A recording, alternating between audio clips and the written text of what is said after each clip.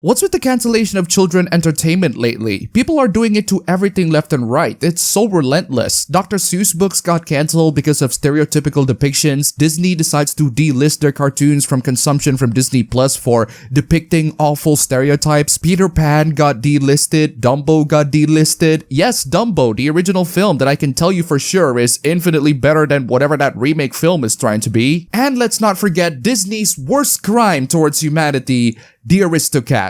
No, really, they also delisted The Aristocats. That film was delisted for depicting bad Asian stereotypes, but a live-action film that was actually filmed in a location where genocides happened is perfectly alright. Yes, I know that some of these depictions are indeed not fit for the consumption of current year stuff, but isn't that the more reason why it should be preserved? Use it as an educational experience for your parents or adults in general to teach children about the times that have passed. Yes, we do need good examples to children, but we also need bad examples so that children know what they shouldn't do. If we're gonna tell children to not jump off a cliff, showing them a dead body at the bottom is a bit extreme, but at least it gets the point across. Otherwise, we're gonna end up with Anna from the anime Shimoneta. Actually, speaking of Shimoneta, I think this is about as good as time as any to talk about this wacky anime to all of my fellow viewers out there. Again, I did a video on Shimoneta years ago and I wholeheartedly recommend it. It's one of the funniest comedies out there and a dystopian story that is cited about as much as any Orwellian nightmare stories. If you are making a political channel talking about how current year is filled with so much censorship and you're not making a Shimoneta reference, you're doing it wrong. And I love the fact that this anime ages very well in current year, what with the amount of censorship happening towards all sorts of X-rated content in this day and age, especially on websites that claim to be for the freedom of speech and expression of its users until something that they don't like is involved. So here's Shimoneta, an anime that ages like fine wine and will continue to be relevant as long as we have Puritans from all the political spectrums complaining about degenerate stuff.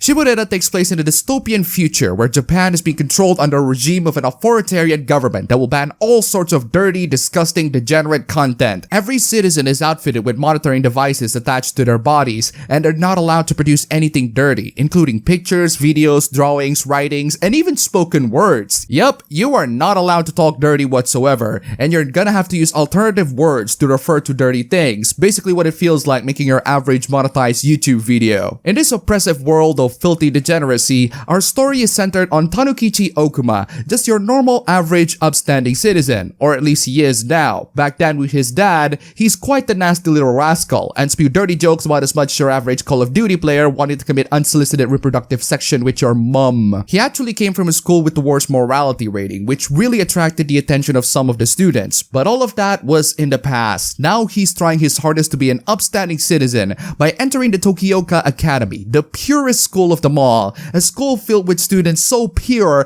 they are absolutely oblivious to any sort of discussions on X-rated activities. The most oblivious of them all is his most adored senpai, Anna Nishikinomiya, the student council president of the entire school and a character whose purity defies all sorts of logic and reason. She's the poster child of a socially repressed individual who has never been exposed to anything dirty at all throughout her entire life. To quote Okuma, she's a paragon of purity. She's so pure that she's totally oblivious when a bunch of lewd content is being spread around her. Okuma is later asked by the vice president of the student council named Ayame Kajo to become a member of the student council. Why? Because there's a terrorist running around spreading X-rated content calling itself Blue Snow, or Blue Tundra in the uncensored version that I got. Don't know what's going on with that. It turns out that Ayame herself is the Blue Tundra and kidnaps Okuma to conspire with him on spreading all sorts of X-rated content to everyone and making all sorts of X-rated jokes and puns under the organization named SOX, or SOX. Will Okuma succumb into her dirty tricks, or will Okuma continue to uphold the morality of this dystopian society? What more need to be said about this anime than what I've said many times in the past? This is an anime that I relentlessly recommend for everyone to see because it's both funny and relevant even to this day, and rewatching it again after all these years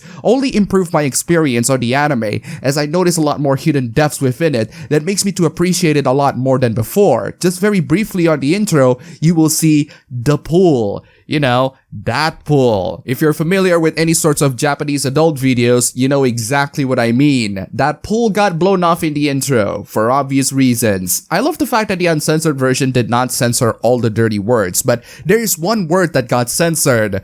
Ultraman. That's right, Ultraman apparently is a dirty word in this context. Apparently the one thing that this anime feared a lot more so than dirty words is copyright infringement. I think that would be a great idea for a dystopian story. A totalitarian copyright nightmare where corporations rule all sorts of intellectual properties and any sort of infringement is punishable by death, which, come to think of it, is not so different to real life. Except instead of human lives, it's people's channels' lives, which some people's lives really depend on, so it's not so different. I find it funny that the anime warns the viewers that the show is containing scenes that will disturb them after that infamous Okuma x Ana scene, which, let's be honest here viewers, is the pinnacle display of non-consensual and unsolicited attempt on mana transfer, and is about as disturbing and illegal as when the genders are reversed. That said, the anime isn't really referring to that, and more about how Ana's behaviors turn absolutely psychotic as the anime goes, to the point where the anime turns from a dystopian comedy into a horror comedy. It's funny when she's being baited by Okuma's undies, but not when she's literally destroying walls to get it. She's like that unstoppable SCP. The anime puts quite a lot of effort into making the world so unbearably pure that it makes me want the characters to just paint dirt all over it for the lulz. The academy that Okuma went to in particular has students with so much repression on their sexuality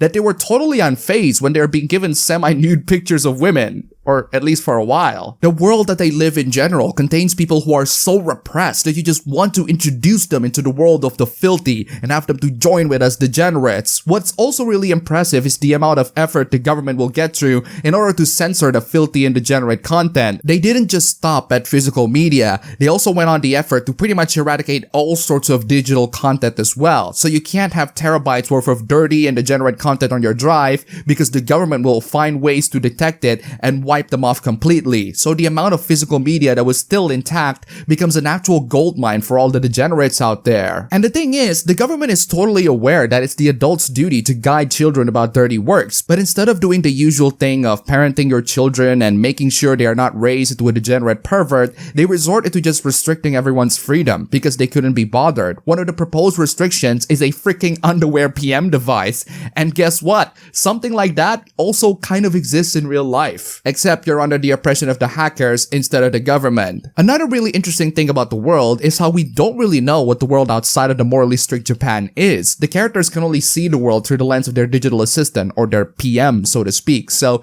it could be that they were fed propagandas about other countries around the world, in the same way how totalitarian countries prevent access to any sorts of information about the outside world and making you to only learn about them through the lens of the government. It could be that we're not just dealing with a dystopian Japan, we're also dealing with a dystopian world in general. Considering how the West in general decide to proceed with their politically correct and puritanical culture, I'd say they're really living in a dystopian world, not just country. And that's what I find fascinating about the world. It's not just the fact that the dystopian setting puts the characters in horrifying situations, it's also how there's so much potential to be carved out of the story. Okuma and Ayame are not the only resistance movement in the entire country, or possibly even the entire world. There has to be so many other people in the world who want to become free from the shackles of oppression and government monitoring, and how all these people who got sent into labor camps that we've never actually seen in the anime, but we've made sure that it's absolutely horrifying. And what about the birth rates in the universe? I mean, real life Japan is already notorious for having a declining birth rate due to a lot of factors, like people being way too busy to work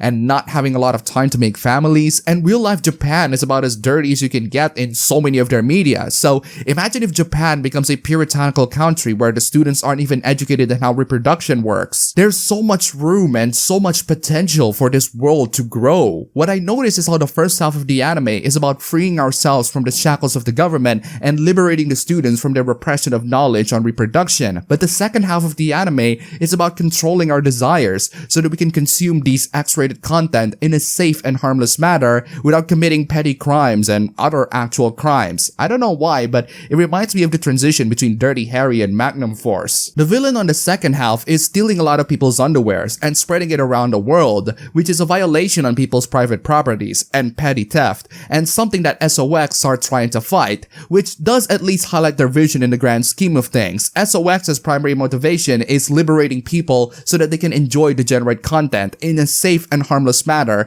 and educating them about it, which does involve overthrowing the government and breaking their rules, but there are also other rules and boundaries that they set up that they cannot cross, like private properties and people's safety and one's personal selfishness. That is, unless if they're living in a communist dystopia where people's underwears are government properties and how any forms of governmental authority figures have the right to confiscate them at will. I also really like the hidden depth that some of the characters have. Ayame Kajo is one very interesting character. She embodies the crazy and upbeat personality, and she shouts dirty jokes on a frequency that resembles a machine gun. The thing is, despite spewing a lot of dirty jokes, puns, and spreading these X-rated pictures left and right, I love how she feels genuine shock when being confronted with the real stuff. Just goes to show you that some people are just not prepared when confronted with the real stuff, if you catch my drift. Okuma's backstory and why he strived for purity is actually pretty interesting. Thanks to being the son of a terrorist, he got shunned left and right by so many people, with the exception of Anna when she was a little girl, who is such a paragon of purity she didn't even listen to other people's gossiping, which does reinforce his desire to impress her and his absolute horror in what Anna will turn out to be. He eventually realizes that the amount of censorship being done by the government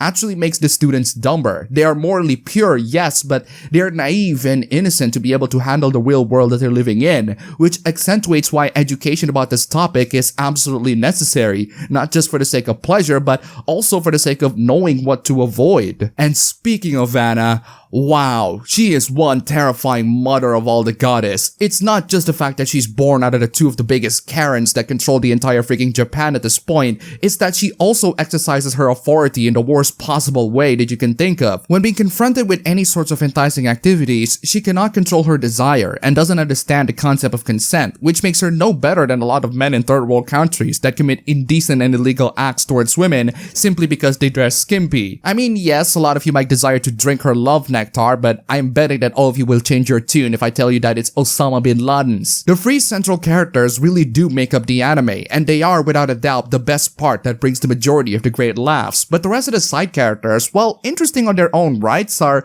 rather underdeveloped. I feel like there needs to be a couple more contrasting depths to make them more interesting, but that being said, the interactions between them and the three central characters are still funny and hilarious, and they all eventually make up a significant role by the end of the plot, so I can't exactly complain. The anime isn't flawless though. The amount of dirty jokes are relentless, but they're more hit than miss to me, but to be fair, I watched this anime 3 times now, so the jokes don't always land a third time, but the fact that there are still hits on this one is actually still kind of impressive. Also, the story explores just enough of the world to keep things a mystery, but there's still a lot of things left open, and I do want to see them explored a little bit more. The plot as a whole is a bit of a mess and could have been structured a little bit better, but it's not that much of a deal breaker to me, and I still find it entertaining throughout. In conclusion, Shimoneta is an anime that I will recommend to people. It's not exactly my favorite anime of all time, but it's definitely one that I can safely recommend to those who are looking for something hilarious, liberating, and most importantly, relevant to current year. If you want some dirty jokes, this anime got loads of them, which is ironic for a dystopian and restrictive anime. If you want some relevant commentary to the state of society as a whole, this anime still has it, and it's still true even after years later. It's not perfect, yes, but it's highly entertaining, and in this current year, that's pretty much all we need right now.